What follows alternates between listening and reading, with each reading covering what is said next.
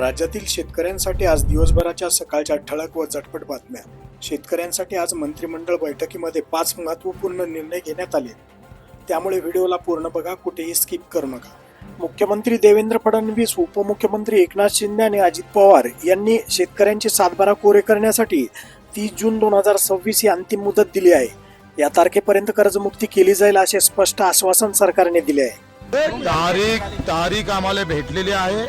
मुख्यमंत्री उपमुख्यमंत्री दोघांनी, एकनाथजी शिंदे असेल, अजितदादा असेल आणि मुख्यमंत्री स्वतः यांनी सांगितलं का आम्ही जे दिलेला शब्द आहे तो 30 जून 2026च्या आत कर्जमुक्ती झाल्याशिवाय राहणार नाही। आणि त्या संदर्भात त्यांनी जे शब्द दिलेला आहे, आम्ही सुद्धा तारखेसाठी आलो होते का तुम्ही तारीख घोषणा करा, योग्य वेळ कधी आहे, त्यांनी योग्य वेळ दिलेली आहे आणि त्याच्यामुळं आम्ही आत्ता तरी समाधानी आहोत। बाकीच्या सगळ्या संदर्भात त्यांचा आम्ही आभार मानतोय। मेंढपाळाच्या बाबतीत सुद्धा त्यांनी जागा देण्याचं कबूल केलं, साऱ्यासाठी, आमच्या अपंग दिव्यांगासाठी, बाकी मुद्द्यासाठी सगळ्या चर्चा होणार आहे।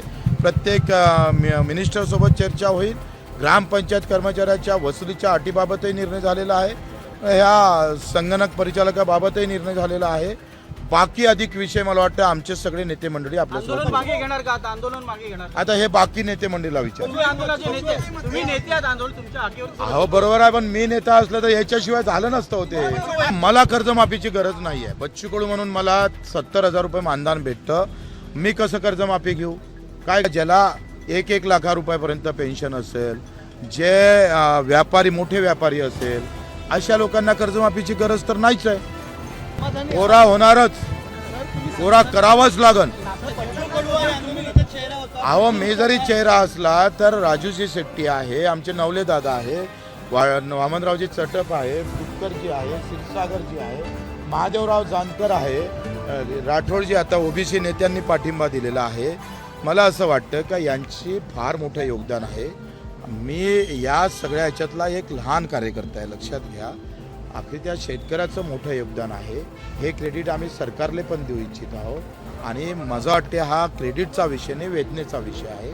आणि या सगळ्या लोकांनी मोठेपण करून या आंदोलनात सहभागी झाले, हा फार मोठा विषय आहे। 30 जून 2026 के अंदर 7-12 कोरा होगा, ये आश्वासन हमको सीएम साहब ने, डिप्टी सीएम ने दिया है। देखो अभी हम काय को आए थे, तारीख के लिए आए थे, तारीख के लिए हम आए हैं, तारीख हमको मिली है। अभी तक तारीख सरकार नहीं बता दी थी। क्या बोलती थी सरकार? अभी टाइम आने का है। अब टाइम लाया ना, हमने टाइम लाया है और 30 जून 2026 के अंदर हमारा किसान 7 कर्जा मुक्त होंगे। डिटेल्स अभी कैसे सामने आएगा? अभी उसके लिए थोड़ा बैठना पड़ेगा ना। आंदोलन क्या जारी है? अब आंदोलन काय के लिए करे? तारीख अगर मिले तो अब आपके लिए आंदोलन करेंगे, ये कॅमेरामॅन के लिए आंदोलन करेंगे। सगळे मिळून आम्ही चर्चा केली। आता आंदोलनाची तूर्त तरी गरज नाही, आम्ही सगळे मिळून ठरवलं आहे। रोहित पवारांनी ट्विट केलं होतं आणि त्यांनी तुम्हाला एक सल्ला दिला होता की हे सरकार गोल गोल फिरवत राहणार आणि याकरता तुम्ही गोल गोल फिरवला तर आम्ही एवढे खुळे नाही आहे। रोहित दादांचा आम्ही सन्मान करतो, त्यांना आम्हाला बरंच सहकार्य केलेलं आहे। काँग्रेस पार्टी असेल त्यांनी पण पाठिंबा दिला, राष्ट्रवादीनं पाठिंबा दिला आणि त्यांचंही आम्ही खरं सगळ्या लहान मोठ्या भूमिपुत्र संघटना, बळीराजा संघटना, सगळ्या शेतकऱ्यांनी, काल मनोजदादा जरांगे आले होते, आज राठोडजी आले, ओबीसीचे नेते, शेतकरी सगळ्या जाती धर्मात आहे आणि ते एकत्र होऊन लढताय, याचा आनंद आहे। सगळ्यात मोठी प्लस गोष्ट आहे का आम्ही सगळे एकत्र आहोत, ही सगळ्यात आंदोलन प्रदीर्घ होतं, तसंच चर्चा सुद्धा प्रदीर्घ झाली। शेतकऱ्यांच्या संघटनांच्या वतीनं सर्व नेत्यांनी शेतकऱ्यांची बाजू अत्यंत घमासान पद्धतीने मांडली आणि तारीख डिक्लेअर केल्याशिवाय कोणताही तोडगा निघणार नाही, अशा प्रकारची भूमिका आम्ही आतमध्ये घेतली। त्याच्यामुळे तारीख जोपर्यंत डिक्लेअर होत नाही तोपर्यंत चर्चा पुढे जाणार नाही, हा स्टँड हा सर्व शेतकरी नेत्यांनी आम्ही घेतला। 30 जून 2026च्या आत कर्जमाफी केली जाईल, अशा प्रकारचा शब्द देवेंद्र फडणवीस साहेब मुख्यमंत्री, एकनाथ शिंदे साहेब आणि अजित पवार साहेब या तिघांनीही आम्हा सगळ्यांना दिलेला आहे। आम्ही अपेक्षा ठेवतो की या तीनही पदावर असलेल्या व्यक्ती ज्यांनी तो शब्द दिलेला आहे तो ते शब्द पाळतील अशा प्रकारची अपेक्षा आम्ही त्यांच्याकडून ठेवतो आहे. 30 जून 2026 हा कालावधी यासाठी मान्य करण्यात आला की जर आत्ता आपण जर ही तारीख ठरवली असती तर अतिवृष्टीमध्ये आत्ता जे नुकसान शेतकऱ्यांचं झालेलं आहे ते शेतकरी कदाचित याच्यातून वंचित राहू शकले असते. त्यामुळे मागच्या फायनान्शियल इयर जे आहे 30 जून 2025 त्याच्या बरोबरच 30 जून 2025 नंतर ज्या शेतकऱ्यांचं नुकसान झालेलं आहे या हंगामामध्ये त्यांना सुद्धा रिलीफ मिळावं या दृष्टिकोनातून ही एक्सटेंडेड डेट आपण मान्य केलेली आहे.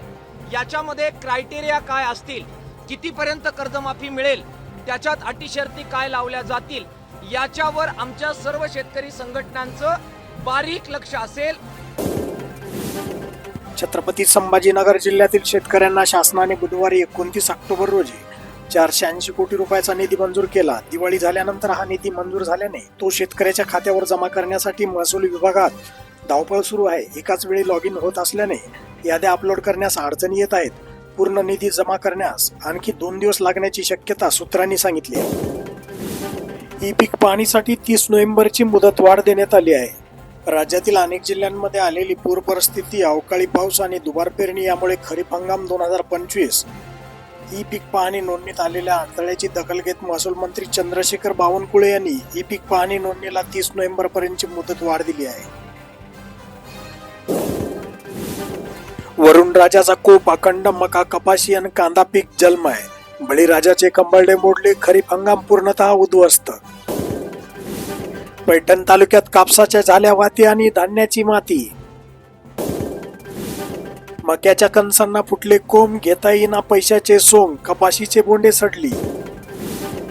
बाभोळगाव येथील ढेकू नदीच्या पुलावरून पाणी, वाहतूक ठप्प, ग्रामस्थांची गोची. अनुसूचित जाती जमातीचे प्रभाग आरक्षण इच्छुकांनी आडाखे तयार करून कामास केला प्रारंभ.